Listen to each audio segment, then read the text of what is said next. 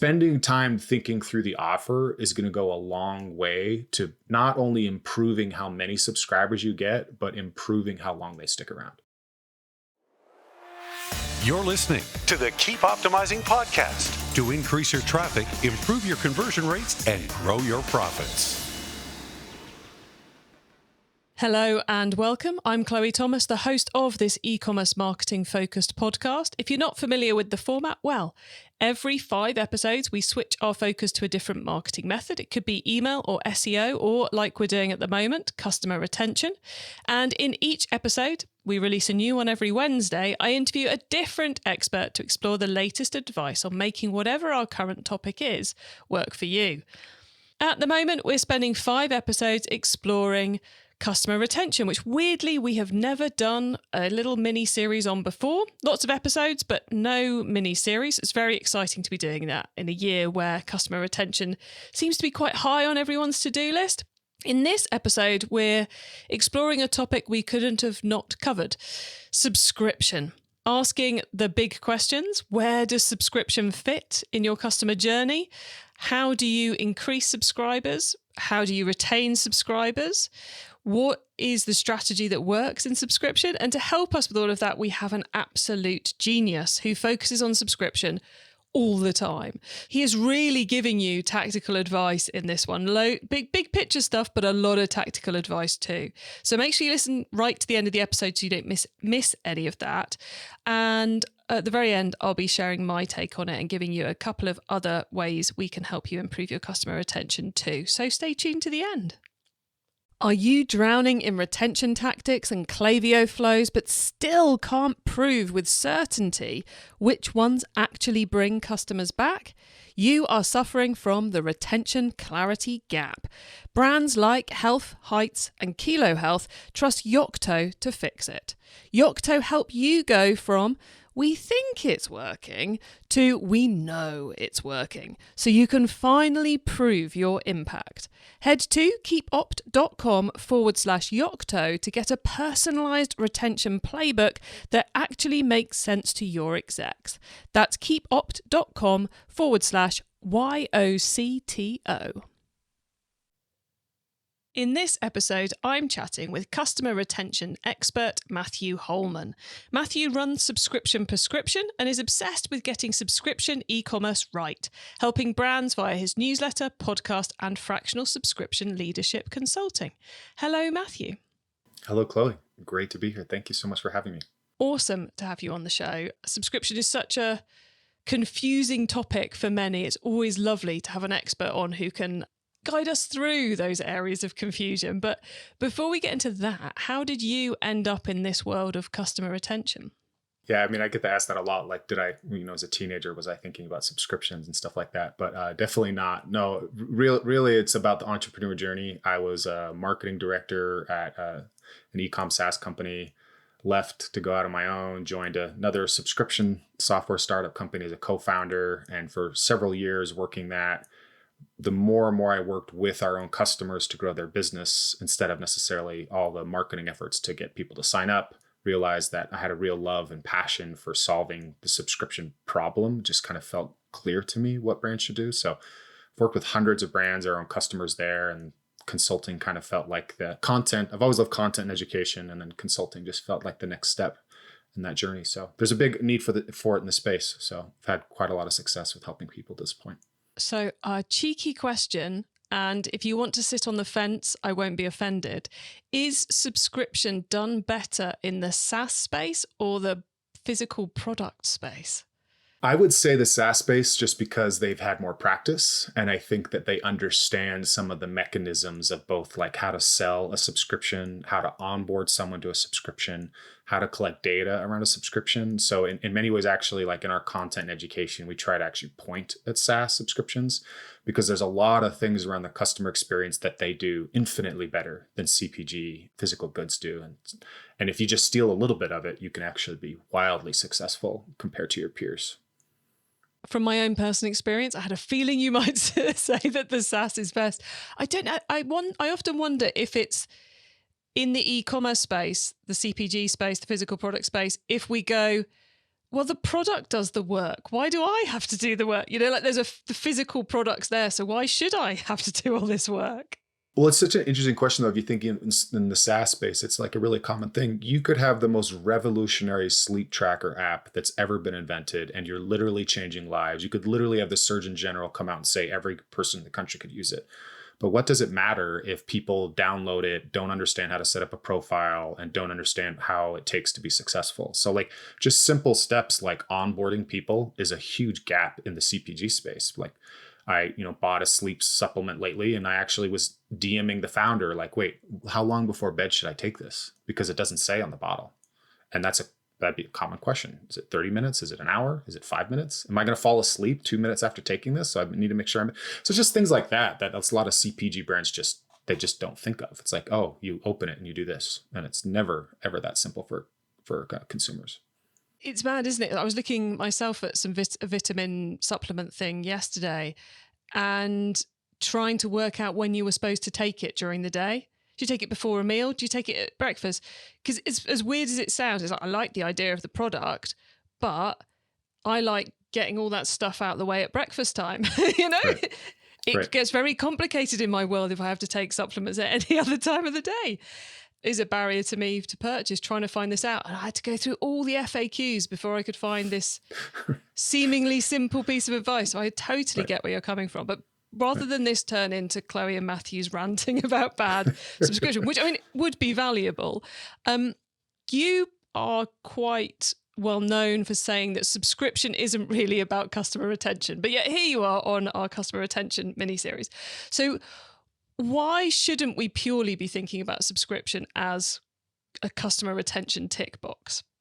I think the easiest thing to think about is just, and I'll use like some extreme examples because I think it's easy to understand. That's like, okay, let's say I'm going to go sign up for gym membership because I believe within 3 months, I'll be able to lose 50 pounds of fat and gain 30 pounds of muscle and start dating a supermodel.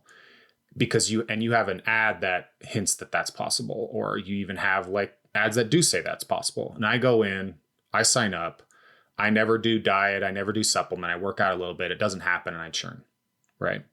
As opposed to say like a gym that says like, hey, if you're looking for if you're training for this type of event, we have this type of gear and this equipment, and we have staff on hand. The difference is who you attract and how you attract them actually makes retention like infinitely easier. So depending on what our promises are or what our claims are or what our use cases are, it's often just that simple. Another really just basic example, you mentioned vitamins. It's like, okay, protein powder. That's something I talk about a lot. Is there's a lot of different uses of protein powder. People use them as a meal supplement. They use them for muscle gain. They use them for endurance sports. So if you understand like who retains better out of those 3 use cases, right? If I know that people that are using my protein powder for meal supplements actually retain 50% or 100% more effectively than the other 2, then maybe I should make more ads and copy and offers on my product page that speak to that use case so that I can get more of those people. So it's kind of like you have to understand what is working or what is not working on retention from a customer standpoint, but there's also just, and we'll talk about them, there's a lot of tactics for how you bring people in that has a like immediate net positive benefit on lifetime value and retention. So, it sounds like we're in agreement. So often when I get asked, what's your top tip for customer retention, Chloe, I'll say, well, recruit the right customers in the first place, because that's where it starts. So with the world of subscription, where does subscription start if our goal is better lifetime value and better customer retention?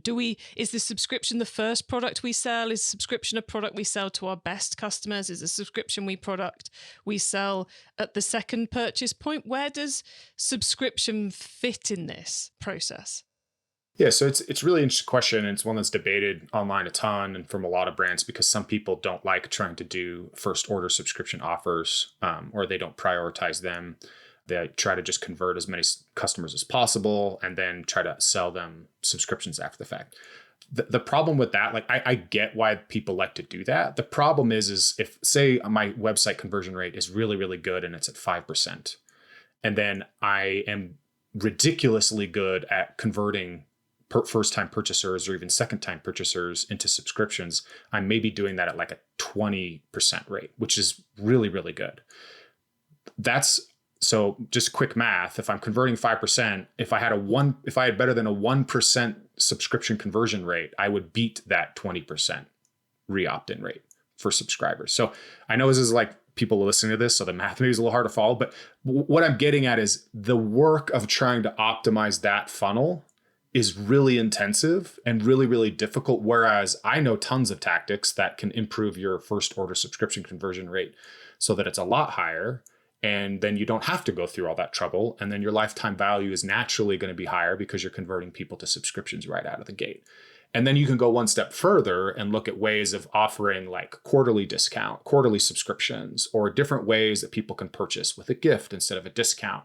And so you can actually enable people that are really seeing value seeking right now. So like that's the trend that I'm seeing with our clients and across a lot of other brands is actually, if I show a 1 month, 2 month, and 3 month subscription option above a one-time option, while that feels a little bit like too much information, it actually does boost conversions overall. And then the net benefit to the LTV is a lot higher because you'll get some people that are picking the 3 month subscription and the 2 month subscription. And that helps like buoy up against the people that are picking the one time.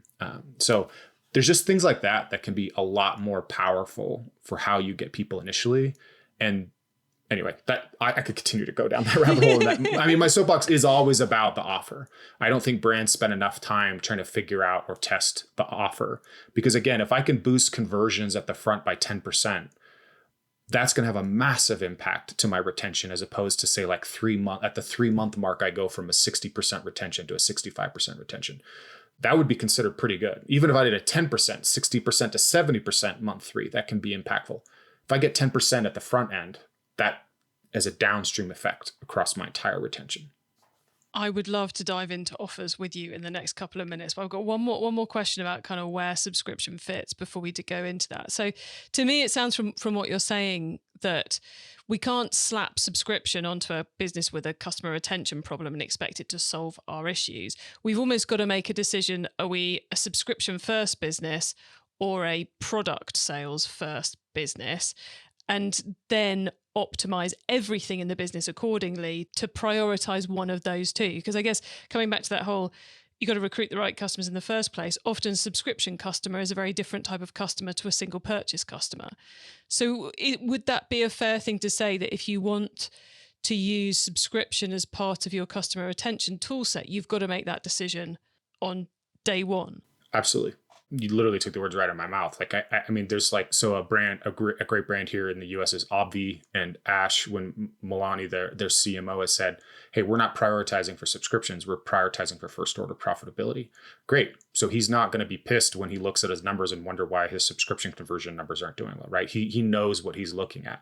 But then you'll have other founders are saying, hey, we need to prioritize subscriptions. Why aren't we retaining people better? And they have no effort put into like connecting their growth and their retention team. So like one of the biggest mistakes I see is that a brand will be growing effectively. They'll be acquiring tons of customers. They'll have a growth partner who's running all their ads and their creative and testing some offers.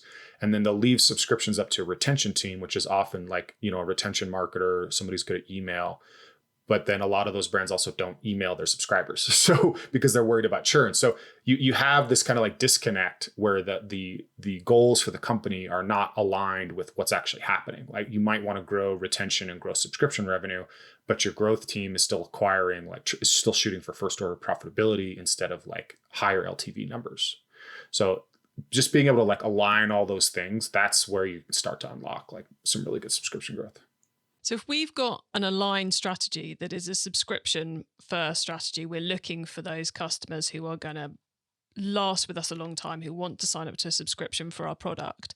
You said that I'm slightly paraphrasing you, but fair to say the biggest lever we've got is the structuring of that offer, the first sign up offer.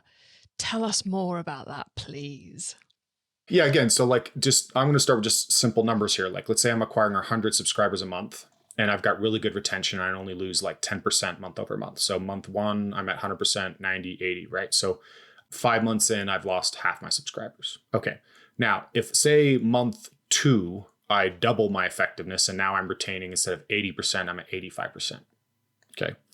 So now I have 85 subscribers instead of 80. I've net gained 5 subscribers. Okay. Now, let's say my conversion rate to get that 100 is at 5% and I go to like 5.5%. So now I'm getting just 0.5% more. I'm getting 10 more subscribers a month. Okay. So that's double the return that I got off of a retention effort. So the whole point is just small tweaks on the offer, let alone big ones, can unlock massive growth. So when we talk about like ads and creative, you'll hear tons of agencies talking about, okay, we need to iterate through more creative because we can find those home runs. Or at the least you're just finding better doubles and singles. Forgive the baseball terminology. But so on the offer, the idea is anything we can do to change the amount of people we're bringing in. And there are actually ways to do that actually do a better job of retention overall. Like if I sell a quarterly subscription, I get people in for 3 months right out the gate. And if I can get some of my subscribers to start taking that instead of the monthly, then my churn numbers just by default are going to go down. My retention LTV numbers are going up. So the offer needs to be the point of emphasis and is often forgotten because, again, you have a growth team who's running ads and you have a retention team that's just worrying about churn. And maybe you're not thinking like decisively and planning out offer strategies. But if we're offering more things like gift with purchase or starter kits, or we're offering like 2-month or 3-month or even 6-month subscription options, like right away, we're going to find way. And then also there's the design elements, what we're prioritizing, like, for sleep supplements I mentioned, or, daily vitamins, like what's the cost per scoop, right? Like if we're selling tea or coffee, people love to see how much a cup of coffee costs them, right? They think about things in terms of how often they're going to use it. So there's a lot of different design tricks, ways to prioritize subscriptions. I'm a huge fan of defaulting to the subscription offer, which I know some brands have done and feel like it just spikes their customer service tickets. But usually the mistake is because you didn't do a good job of making it really clear that was a subscription option. People are always going to miss that just because that's the way it goes. But overall, that's a really, really great tactic, is make people opt out of the subscription, as another example. So there's a lot you can do in the offer space. I have a ton of content around it and stuff too, but because it's my soapbox that I jump on all the time, but spending time thinking through the offer is going to go a long way to not only improving how many subscribers you get, but improving how long they stick around. So you see with a lot of like the menu planning, food box subscription, things like HelloFresh, when you get their postcards through with their offers, they've got like first box this much off, second box this much off, and that delayed gratification of the reward, which I assume as a marketer is based on where they normally see people drop off. They know they've presumably worked out that you need to get them to have however many boxes to convert them to a unlikely to churn type person. Is that the sort of things we should be considering as we're putting together those upfront offers for the website and for other marketing channels? Yeah, I love meal plans. I mean, they're really, really difficult and really competitive. So like the margins often can be really really difficult too, but their creativity in offers is, I think, kind of unmatched. And so it's great to kind of learn from those.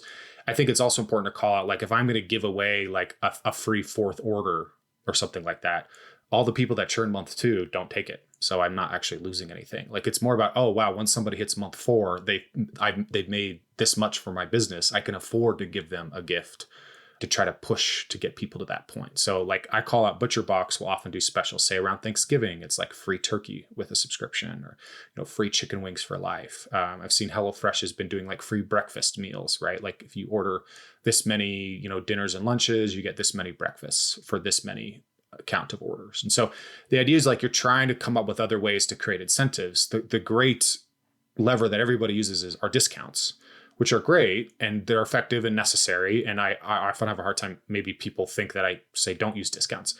Discounts are just a place to start. If you think about it too, again, if I have a $50 product and I'm doing a 10% discount, I'm giving up $5 of margin.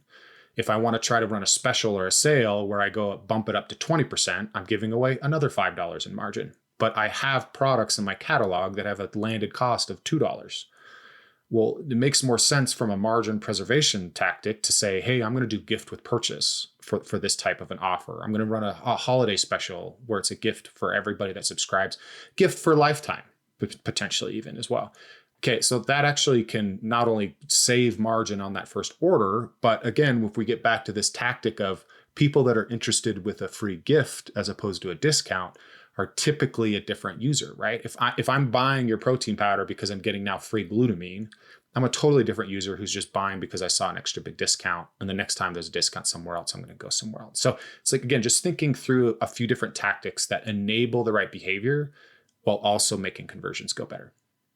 Got you. Love that advice. And then we mentioned right up front when I said, a SaaS or our product business is better. And you're saying about how SaaS are better at onboarding the customer and looking after the customer. And in the first episode in this series, our guest was talking about how the most important thing, his point was that the most important thing is the first 14 days after someone gives you their money. That's the bit you've got to do. So does that hold for subscription as well? Is it that initial window? Absolutely. I mean, if you think about it, like, okay, we've all subscribed to something in the past that sat on our counter or sat in our bathroom and we didn't use it. And then when we go to cancel, we tell the company we have too much product. The truth is we have too much product because we never opened the box or we never used the box. And so everything that we want to be looking at is creating like great initial experiences. And so you have point of purchase. I'm a huge fan of like post-purchase surveys, getting a little bit more like aspirational information, like are people is buying this for weight loss or trying to take back their life or stress or like, you can get into a lot of the different reasons in addition to like what brought people to the site today kind of thing. And then an email series, 3, 4, 5, maybe even 6 or 7 emails, because you have usually a 5 to 10 day window with fulfillment and shipping. And that should be like selling them on the product, because even though they bought it, like, okay, well, why is your product different? Why is it important to take it in the morning instead of the evening? Why is it important to like that it comes from Mexico instead of Florida, or, what makes it special, unique? And then also what are common questions? And you should know that as you grow, you're going to get tons of people complaining about how the bottle gets opened, all this. One of my favorite experiences was a matcha tea company where I had this little pamphlet that you opened up and it was like how to prepare the perfect cup of matcha. And it just felt like I was at this experience for me. And so that made that really, really special. Another brand that I love is called X Endurance. They're a supplement brand for like endurance athletes. And they basically give you a challenge right away. They say, hey, you got our product, go do your hard workout for the week, track your effort and time and everything, and then start taking our product for 7 days and then go do that workout again. Because we want to prove to you that our supplement is actually doing its job for you. So anything you can do before or after pictures for like a makeup or a skincare cream, like give people a starting point, make sure that initial experience works really, really well. Even maybe hitting them with an email a day or 2 after delivery. We have some brands that are doing this as well to try to like, how did it go? Or like, hey, don't forget to keep doing this. Sometimes, you maybe need to play with how much you take, like double, if you didn't feel anything, double your dose. So again, it's like trying to get across all that stuff because again, I know it sounds so obvious and it's so cheesy, but people that don't use your product are going to churn. And so if you can't get them using the product and adapting it into their like daily life and their habits, then you've lost them already. So that's kind of the fight. Purchase is the first fight, getting to use the product is the second fight. And then it's also just kind of managing that. And after that, it's really about finding the people that really love your product and doing a better job of like making them offers and referrals and things like that. I love those examples you're giving us for the post-purchase, sequencing activity. 2 particular things stood out for me in that. One, I love that example of, the before and the after, because not only are you kind of incentivizing them and giving them another reason to actually get it out of the box, but you're also enabling them to prove to themselves that it works. It's like self-social proof, I suppose. So I love that. The other one I like was you mentioned about the matcha tea. And I definitely fall into the camp of bought matcha tea, stared at it, went, that looks a bit complicated. And I think both the pot and the whisk are still in the drawer several years on. Exactly. So it's definitely one of those products that needs a helping hand. But so often in that scenario, brands would give you a link to a video or a QR code, which is complicated, isn't it? Whereas it's a pet peeve of mine. Yeah. Right? Like when we do an unboxing, and often there's a card or an insert, And often the brand is like they're bragging about how great they are or their community or their reviews. And then there's a link to like you said, FAQs or a video. And I'm just like, okay, or guys, we should just say like how you make the product work, how other people have used it, success stories, best practices. And then the card or link or video is to the community and how great we are. Or you do a follow-up, right? Because yes, people open it. Make sure that initial opening, they should start using it right away. Like that's what they're excited for. They're opening their present or whatever. So yeah. Yeah, it's like I'm there, I'm confused with my matcha tea, and there's a piece of paper that I can follow step by step. And if I want to, I can go and watch the video on YouTube. But I'm in making tea mode. I'm not in finding the phone and trying to get the QR code to work and waiting for the YouTube videos to go past and all this kind of stuff. It's like, make it easy, I suppose, isn't it? It's make it super easy for the customer. Matthew, you've given us so much great advice about subscription already. Have we missed anything that the audience need to know about? I would just say, I think for my personal philosophy of what I've seen be really successful across, again, a lot of different physical goods subscriptions, as well as what the SaaS space does really, really well, is trying to identify. So there's kind of two mindsets. We can either have like a loss mindset where we're just worrying about trying to keep people on their subscription longer, which is good to just maybe uncover problems so that you can fix those problems. But if you're always like loss prevention mindset, you're missing out on this big opportunity to like maximize the value of your super customers, of that 10, 20, 30% of your subscribers that love the product, that would pre-buy a year's worth of supply and give you tons of cash up front that helps your cash flow, would make referrals for you, would buy more from you if you rolled out more and more products. Like that X Endurance company I mentioned, they were a supplement company that rolled out a skincare. I don't normally buy skincare online, but I trust that brand so much and love their supplements so much. When they announced the skincare, I bought some. And so the idea of like, we're developing products, we're improving customer experience, but we're using all of the feedback from our most valuable customers to develop that, because that's what makes them more profitable. It makes our business more profitable. And so it's kind of a different mindset. And that's what, again, what SaaS does well is SaaS, like say Canva knows that they have 1 million or 50 million casual users that use it every couple of months when they have like a birthday party and they want to make an invitation. But they're building features for their power users that are paying for the subscription, that are adding their teams and that are using the product like 20 times a day. Like they're building more and more for them because those are the people that, are funding the business. And then it's all about connecting those things. Okay, you come in as a casual user. What are some things I could do to make you maybe more of a serious user? It's like, hey, did you know you can actually also use this for like internal marketing at your company? Or, anyway. So it's like just that mindset of don't worry so much about the loss other than to fix things. Start thinking about what you can build and develop. I mentioned gift with purchase. If you're a solo hero company, like you have a hero product and that's it, you can actually just work at product in development that will be used as a gift or as a retention metric to reward subscribers. Like it doesn't have to be a whole new go-to-market strategy with whole new creative and all this stuff. No, it could just be, we're just going to release this to subscribers and use it as a gift with purchase on our product page. So if you're just thinking through like that kind of mentality, you're going to have some really great success. Oh, I love that. Those examples and those ideas. Thank you so much, Matthew. It's been great picking your brains about subscription. Listeners, remember to stay tuned right to the end so you don't miss out on Matthew's insider tips on customer retention and my suggestions for more resources to help you improve things even further in your businesses. Founder to founder, are you really sure which of your retention efforts are driving repeat purchases? Or are you just hoping your Klaviyo flows and loyalty programs are doing their job? That's the retention clarity gap, and it's what's holding you back from real measurable growth. Founders at brands like Health and Heights trust Yocto to cut through the noise and show them exactly what's working. If you're ready to stop guessing and start scaling smarter, go to keepopt.com/Yocto to get a personalized retention playbook that actually makes sense. That's keepopt.com/YOCTO. Okay, Matthew, so far we've gone deep into subscription. Now you get to wow us with your insider knowledge about the whole of customer retention. So for the following questions, your answers can be anything to do with customer retention, which of course includes all the subscription stuff we've already been talking about. Matthew, are you ready for these? Absolutely. Let's go. Okay, let's start with newbie advice. If we've inspired someone to take their first step, what do they need to know to give themselves the best chance of success? I think one of the most important things are creating feedback loops. So if you're a small business, you're talking to a lot of customers. If you're the owner, you're probably handling a lot of your customer service tickets. You want to use post-purchase surveys to try to ask people answers. You want to use emails to periodically survey customers or set them up as a flow so that they're hitting in month 2 or month 3.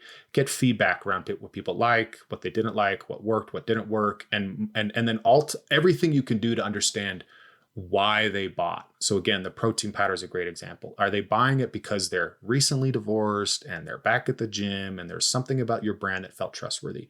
Okay, well, that person might want to buy more things from you if you understand that use case type as an example. So it's kind of the biggest thing is create feedback loops and just try to build that. Don't keep in mind that like incredible, dynamic, powerful retention is built with time. And so, you want an onboarding flow, you want an automated email to ask for a survey, but then you have to go back to figuring out like how to grow your business. So start with feedback. That's going to be the biggest thing. Nice. Once you've started, of course, you've got to keep optimizing. So what's your favorite way to improve performance? Yeah, absolutely. We've talked about the offer a ton, and I would spend a ton of time there. I think after the offer, it's really just we talked about like onboarding subscribers and getting feedback. When people cancel, they give you feedback. But again, like there's only so many tests you can run to try to prevent cancellations, but you can test a ton from an offer standpoint with copy, with gifts, how much people can buy, discounts, pricing, all those things. And if you go through that, you'll get a little lucky at times and you'll start to unlock like, oh, wow, we went from a 3% subscriber opt-in rate to 10 or to 20 or to 30. It can be really, really impactful. Excellent. If someone listening wants to learn more, is there a cheap or free resource you would recommend? Yeah, absolutely. I've got a newsletter with almost 3 years old now with tons of, we call them weekly doses because I'm the subscription doc, as well as a podcast. It's about 1.5 years old as well. You can find it all at thesubscriptiondoc.com for links for it. But I have tons of resources, including some ebooks, PowerPoint slides on offers, all kinds of stuff. I'm a content creator at heart and an educator at heart. So that's the heart of really a lot of what we do. Excellent. And can you just repeat that URL so everyone's definitely got it? It's thesubscriptiondoc.com. There you go, everybody. Go get stuck in to that. Finally, crystal ball time. What's coming up in the next 6 to 12 months that we should be getting ready for? Yeah, I think it's really interesting to think about, because especially within subscriptions, a lot of people are talking about, subscription fatigue. You'll see tons of ads for Rocket or this app or that app that cancels subscriptions. I think what's happening, though, is in the CPG space especially, we're seeing a lot of innovation. Subscription apps are making it really easy for people to not only just manage their subscription, which means they can add things on, they can change frequencies. So I think we're going to see more and more brands like separate the haves and have-nots, like brands that are investing in customer experience, understanding what they can build or enable to make their subscription experience more usable, more user-friendly, are going to see more and more growth and strong retention. And then other brands are going to continue to feel frustrated and have subscriptions might be a loss for them because they are giving away the farm to try to acquire a subscriber that they can't keep.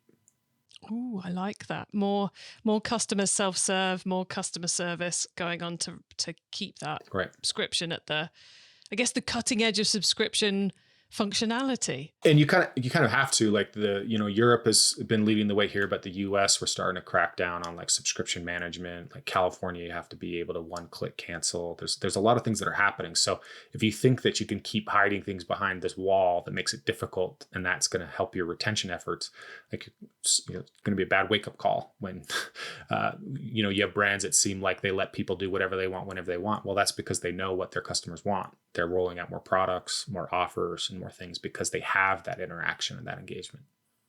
Excellent advice all around. Matthew, thank you so much for being on the show.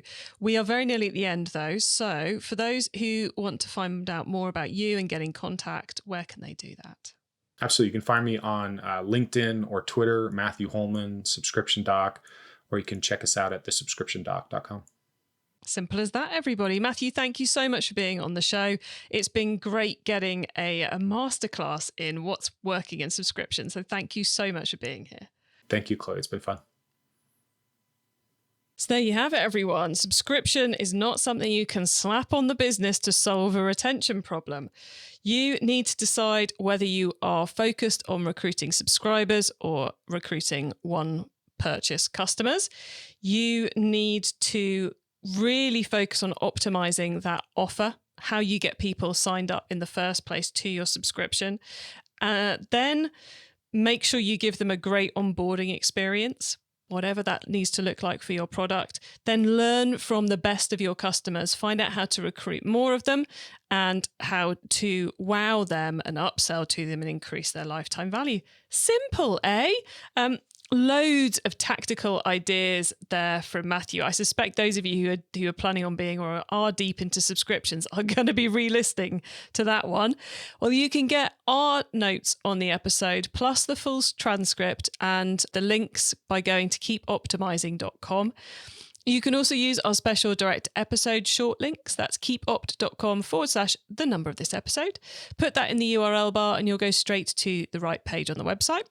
When you get to the website, you can also add yourself to our email list so you don't miss out on any of our episodes or other things we share to help you with your business. If you've enjoyed this episode, then do check out episode 244, the first one in this mini-series, where we're also talking a little bit about subscription as part of your retention strategy, and we're focusing a lot on those first 14 days and the comms you should be sending. Technically, that one's about general retention, but there's a lot that mirrors some of the things that Matthew was talking about. You can find our full thread of customer retention content by either scroll up your feed to catch the recent episodes or use the short link keepopt.com/retention to go to the website page, which lists all our previous retention episodes. And finally, please do tell your fellow marketers about the show, because we create it to help as many e-commerce marketers as possible to improve the performance of your e-commerce marketing. So I'd love it if you told more people about the show. Have a great week and make sure you listen to the next episode of the Keep Optimizing podcast so I can help you to keep optimizing your marketing. Access everything Keep Optimizing at keepoptimizing.com. That's with an S, not a Z.